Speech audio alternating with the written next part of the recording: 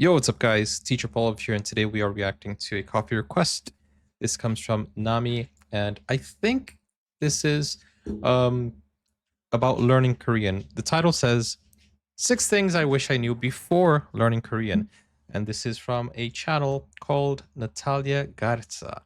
So if you want to watch that video without my reaction, link is in the description, but come back and watch my reaction afterwards. Let's check out 6 things I wish I knew before learning Korean.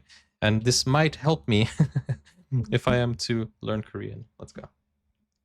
챙기다, 장요다, 장요가다, 챙기다. Like I think I already said 챙기. Can I say Korean? I don't even know. 안녕하세요, you. 안녕하세요, hey you. It's Natalia, and welcome back to the channel. It's best to encourage you to believe in your ability to learn Korean. So today I want to talk to you about the top 6 things that I wish I knew before I started my journey to Korean fluency. Because let's go. I really feel like I would have had an easier time if I had just known this. But you know what? It's fine. You'll know, and you'll have an easier time than I did. So yeah, let's jump into the video. Go. Starting off with number 6, I wish someone had prepared me for the fact that things can get really awkward really fast when you don't know someone's name, or worse, when you don't know their position, or even worse, when you don't remember, because now you can't ask them, but that was just awkward. Okay, so if you're unaware, it's uncommon to use the word you in Korean. It's like the word that you use towards your close friends when you're like, 나 오늘 떡볶이 먹을래. 넌? 아, 왜 그래? 떡볶이 먹자. Like, it's like close friends, or when you're trying to get like into a fight, like, 너 뭐라고 했어? Like that. So. Okay, wait. So you don't say the word you. Do you say sir or madam? Because in my country, that's the same thing. You don't say you directly to a person. In you know, you say you sir or you madam, but you don't say you. You know what I'm saying? Because of respect. Yeah, and I know like there are some textbooks that teach 당신 as the polite way of saying you, and technically they're not wrong, but also don't use it because again it can be offensive and a fighting word. So just.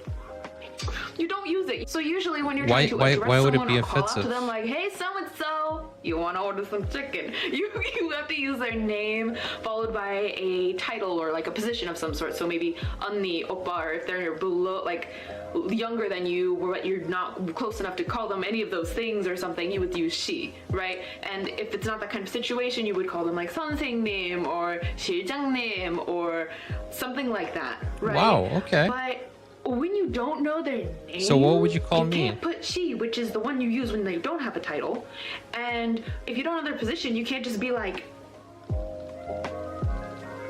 and now it's just awkward, and you have to hope that they make eye contact with you, and you can be like, coffee?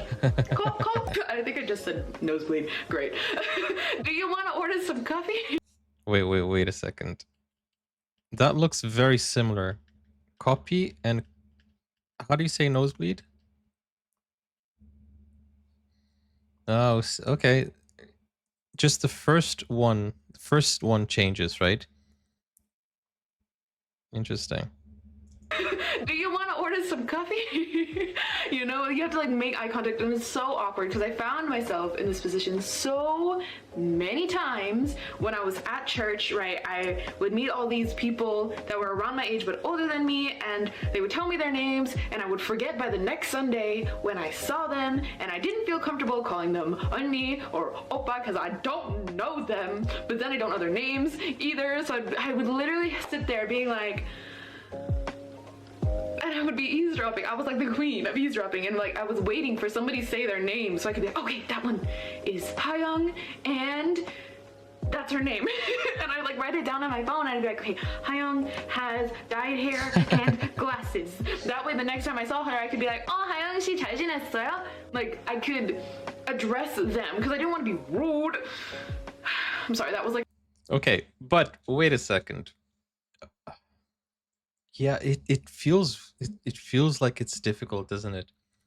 It feels like it's because obviously maybe remembering someone's name is not a difficult thing, but if you are new and if the name is different, and if you're a foreigner, it does feel daunting.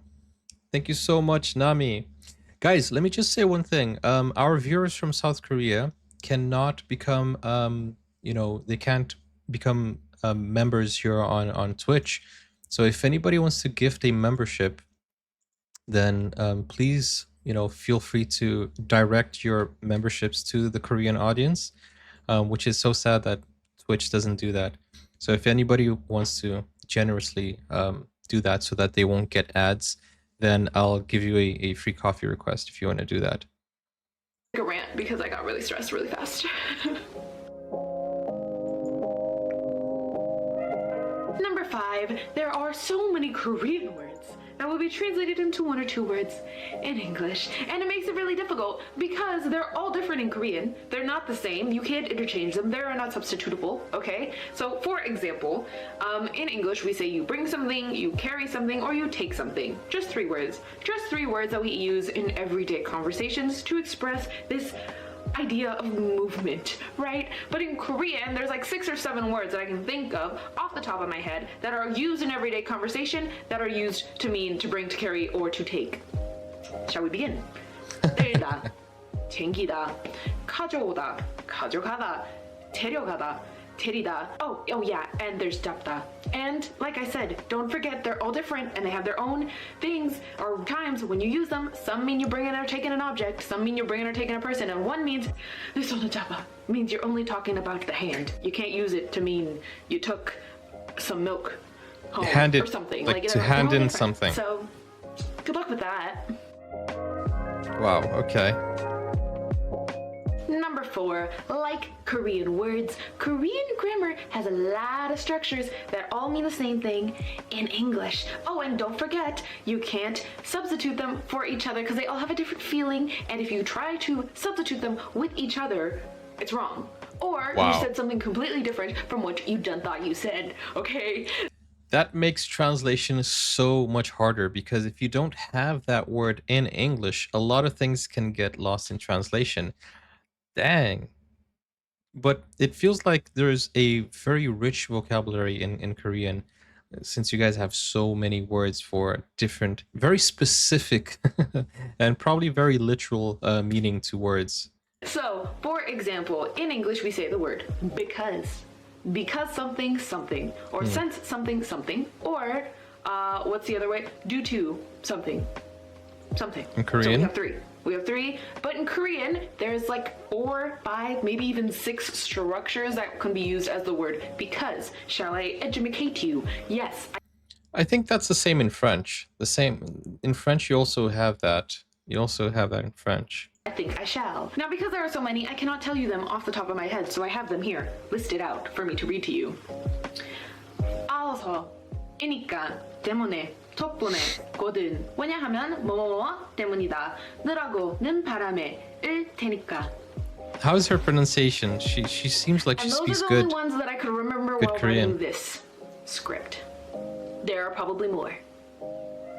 So, know that when you start learning Korean, you have to learn a lot of grammar, and you gotta learn it well. Korean is not pronounced the way it's spelled. Yeah, that's something that really gets me. If I'm trying to read something, it's not the right pronunciation. In Korean, we don't really use pronouns like she, he, they, or those. We tend to leave them out entirely. That's why machine translation often ends up completely wrong. It fills in pronouns that there aren't even there. Yeah, I see sometimes people say he or she for male or female when they translate. And in the comments, I always like see the translation. I was like, wait, but that's a guy. That's, so that explains it. Number 3 might be a little shocking because you are often told when you start learning Korean, oh, Korean is pronounced the way it is spelled. That is a big fat lie, okay? That is a big fat lie. There are so many pattim changes or just like sounds, pronunciation rules that you need to be aware of that you are not going to see, okay? You're not going to see it when you're looking at It's the same in English though. Because it's different. For example, so 한국말. 한국말 means Korean language. You probably know this word if you've started learning Korean. But let me tell you, it's not 한국말. The guk, the giok at the bottom, forget that. Toss it out. It's not a giok anymore. It's an iyung. It is an iyung, so it's 한국말, 한국말. Okay, like, because the mium, the mar part, the mium, the m sound, right? It changes the giok to an sound. 한국말, not 한국말. No, friend. No. Okay, and then there's times where she's angry. I can't even express to you how many times the bottom consonant will change depending on what, like, syllable or what letter follows it. You need to know more than just. Number 2, formal and casual language are not I don't know as how to easy say as that. adding yo to the end of your Yo. sentences. No, friend. No. So when I first started learning Korean, I really thought there were only 3 levels. I thought it was 야, yo, and 입니다니까. So just 3. I was like, yeah, 3. That's a lot. But like, I could learn it. No. So actually there's like closer to 6 or 7 levels. And it doesn't end there. It's not just adding things to the end of your sentences. No. There are special particles you have to use when you're trying to be respectful. Okay. There are like, oh my gosh, there are different words depending on who you're talking to. It sounds so difficult. There's 먹다. I think this is a pretty common one, but like 먹다, right, to eat. If you're talking about someone or to someone that is older than you, of like some superior level of ranking and stuff, it's 드시다. A completely different word, 드시다. For example, my house is a chip, but if I'm talking about my grandma's house, like she's like, wow, right? Because she's grandma. So she doesn't have a chip. She has a tek, okay? And like these are just some basic examples. Like it gets so much more complicated. Oh my gosh, because it's not just like she seems you have to know the frustrated. language. It's like you have to know the culture too in order to use it correctly, and I found myself so confused all the time because I'll add the she particle to something and I'll use it to someone that apparently I'm not supposed to be using it to, okay? Or like if I have made a friend and we started our friendship in English, when we switch to Korean, sometimes I'm like, okay, do I start off with the yo because I don't want to be rude? But also if I use a yo, then it could be rude. Does that make sense? Like either I'm too rude because I'm not being polite and I'm not using the yo, or I could be too rude because I'm putting a wall between us because I used yo when to them we have a really close friendship, so I should have started off with just panmar because we've been friends already. What the heck is going on? So yeah, no, I get really stressed. Yeah, she seems like she's about to cry. I don't know if Now, I could moving on learn to the Korean. number 1 thing that I wish I knew before I started learning Korean. Are you ready? Living in Korea doesn't mean you'll become fluent. I know. So when I first went to Korea to study of abroad, course I not. really thought that I was gonna come back like, I speak such good Korean. Like I really thought that I was gonna be able to have conversations with no problem. You know, I didn't think I was gonna be like fluent, but I had an idea that I would be conversational. I did not come back conversational. So basically what I have learned is that just because you move to Korea doesn't mean you'll be using Korean. Doesn't mean you'll get better at Korean. You can literally move to Korea and only speak English and be fine. Like I mean, come on. That's not a come on. I know people who lived here for 10 years in the UK and they don't speak a word of English because that's the problem. Like when you go to a different country and you don't integrate with the society, you don't integrate with the people of that society. A lot of people just go and integrate with people from their own culture and their own country. So yeah, I don't know if this is a valid number 1. If you don't practice, if you don't study, if you're not actively learning, actively seeking to improve, oh yeah, you're not going to become fluent. It's as if, you know, if I traveled to like Norway and only spoke English, yeah, of course I'm not going to learn Norwegian. The same thing goes to every other country. So I don't think this is exclusive to Korean or Korea. You have to actively learn, actively practice, and not only talk to people, you need to literally learn from them like a sponge. there's so many different reasons for this. For example, when I went, I was surrounded by Koreans that spoke amazing English. amazing, amazing English. So even though I was in the countryside where nobody else spoke English, the people. But that's the thing. Like, even when I travel, like as I said, I traveled to France last time. I started speaking French with a taxi driver, for example, Uber driver. He started speaking English with me, and I'm like, no, no, no, no. Speak French. I am not here to speak English.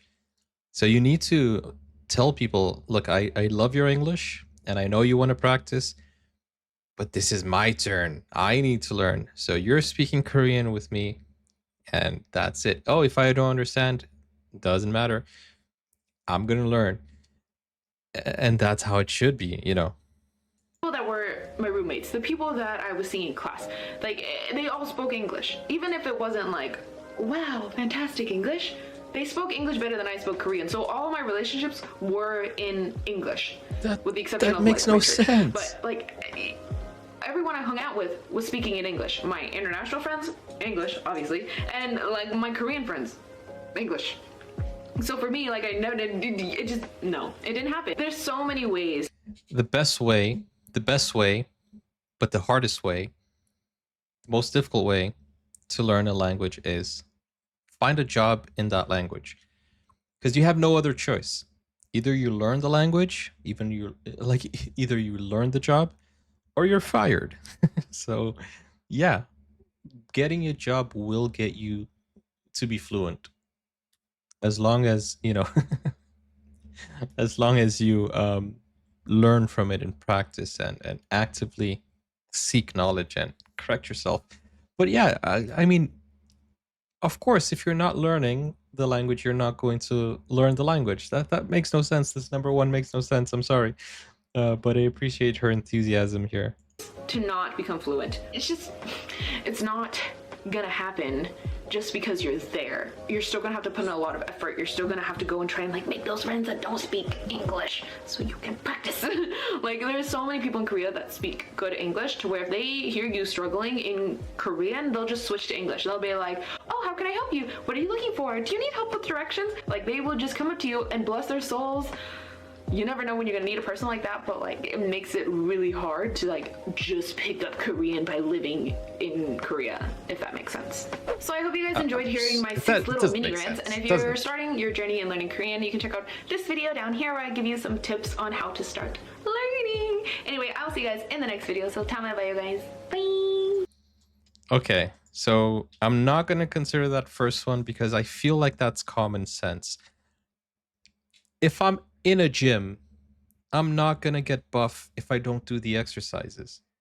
If I'm in it's not like it's a sauna. You're in the sauna and you're gonna sweat. Yeah, okay. But if I'm inside a spa, if I don't get into the pool, I'm not gonna get wet. If I'm, if I'm in a restaurant and I don't eat the food, I'm not gonna, be satiated or, it just doesn't really make sense to think that if you're in the country and you're speaking English, you're not going to learn Korean. So I don't know. That last one was a bit. It's not. I don't think it would be a valid tip, but okay, it's a valid tip. I'll take it as a valid tip, guys. Next time you go to a country, if you don't speak their language, you're not going to learn the language. It just, for me, is common sense. But I love the video. I love her enthusiasm. I love the tips that she gave here. And I would say, guys, if you are learning a language, you need to take the time to learn that language. And the best way to do that as a teacher, telling you guys how to learn a different language, is if you really want to learn that language, change your hobbies, change your habits to that language. If you love watching videos, watch it in that language. If you love watching movies, watch it in that language. If you love listening to music, listen to it in that language. Change your habits to that language, and you will find out that it's more fun and it will help you a lot, especially if you're learning with music. Take a time to learn a full song and sing it from start to finish. You will notice how much that helps you to understand structure, But obviously, don't choose a song that has a lot of swearing or grammatical errors. No, a proper song. You know, I have already taught my students with music so many times, and even if it's just like learning the days of the week, like Craig David's Monday, took her for a drink on Tuesday, we were making love by Wednesday, but on Thursday and Friday and Saturday, chilled on Sunday. Like, that song helps you with the days of the week, for example. And I say that because when I was learning French, I there was this song that they taught me in French class, and I still remember it up until today, and it still helps me to know the difference between vais and vous. Je vais, je veux. This is what learning a language feels like. Creepy. It's scary learning a language. But yeah, so if you go to a country to study or to learn the language, don't get mixed up with your own language. If somebody starts speaking English with you, tell them, listen, I know you want to help, but you're helping me if you speak the language I'm here to learn. And that's it.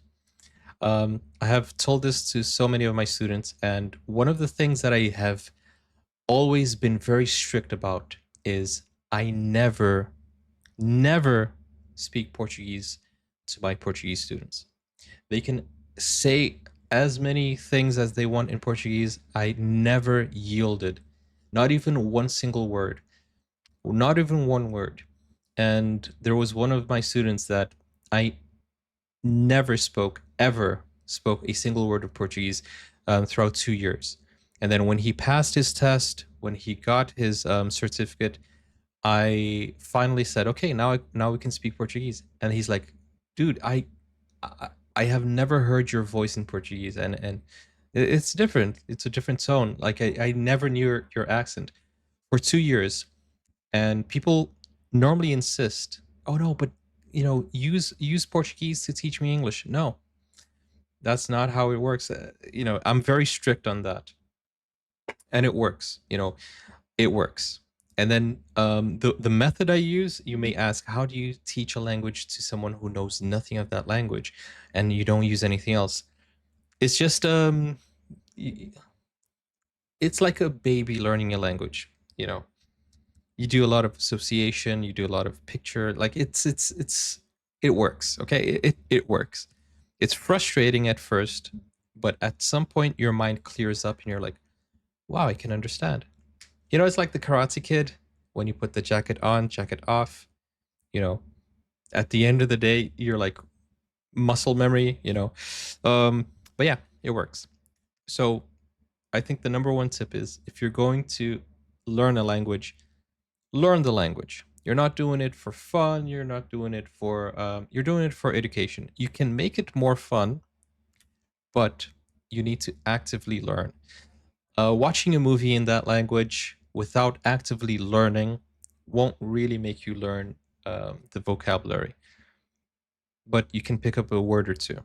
So literally write down, take notes, and actively learn. Oh, thank you. Yeah, I got a message from my student yesterday just asking, yo, how's it going? It's been a while. Just checking up on you. How are you doing? Yeah. I have frustrated many of my students, but it's for a good cause.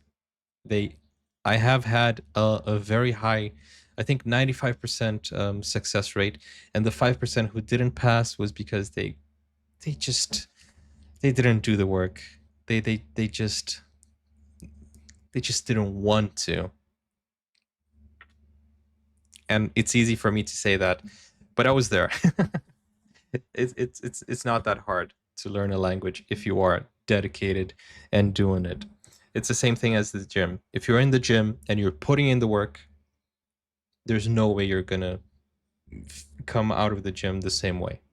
And if you're there consistently, but if you don't put in the work, and if you're just doing basic, if you're not going to failure, if you're just doing the basic, then yeah, it's just really up to you.